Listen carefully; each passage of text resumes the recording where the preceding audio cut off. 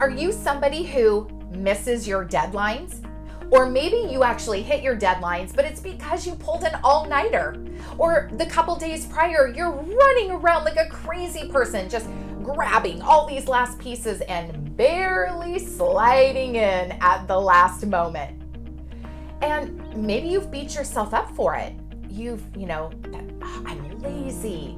Why do I always procrastinate?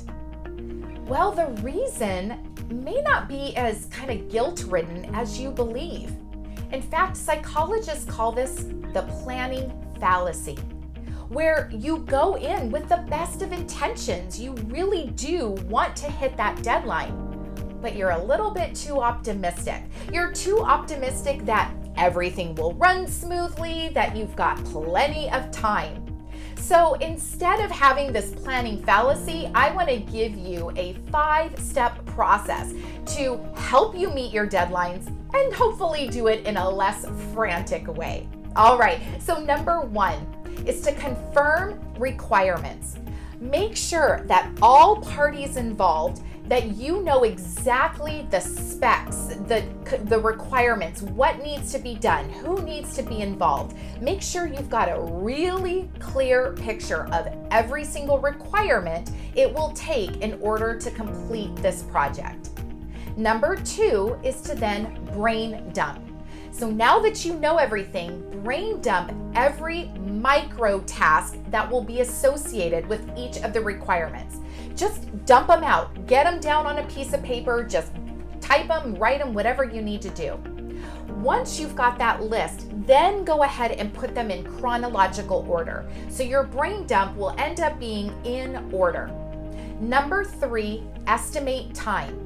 So now you're going to go through each one of those tasks and estimate how much time. And you've got to be realistic, especially if some of those tasks mean other people need to be involved. So if it normally takes somebody 24 hours to get something back to you, maybe you add a buffer of 48 hours on that. 2.5 times maybe even more if you know that historically their estimates are off. So estimate that time. Number 4, plan and plug. So now you're going to take that list based on the time and you're going to start to plan out where they would fall on your calendar, and you're going to plug those in to your calendar. They're not going to stay on this list. They're going to become time slots on your calendar. What's beautiful about this is now you can see your time holistically. So maybe one of the tasks only takes 2 days, but where it would fall on your calendar is where you are in a 2-day seminar. Okay, we've got to move that up.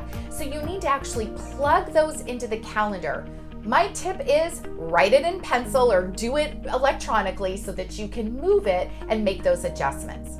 And then finally, number 5 is promptly begin. As soon as you've got this, dive in. Even if it's not due for a substantial amount of time out, immediately begin on that first task.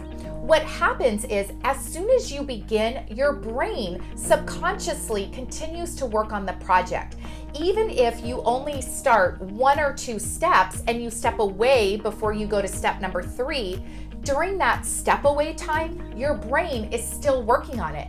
It may allow you to come up with something new or create something better along the way. So begin promptly. You want to start right away. Doesn't mean you need to finish right away. All right, so implement this 5-step process. I'd love to hear from you. How do you hit those deadlines? What are some additional thoughts or feedback you have? And if you try this 5 steps, let me know how it goes.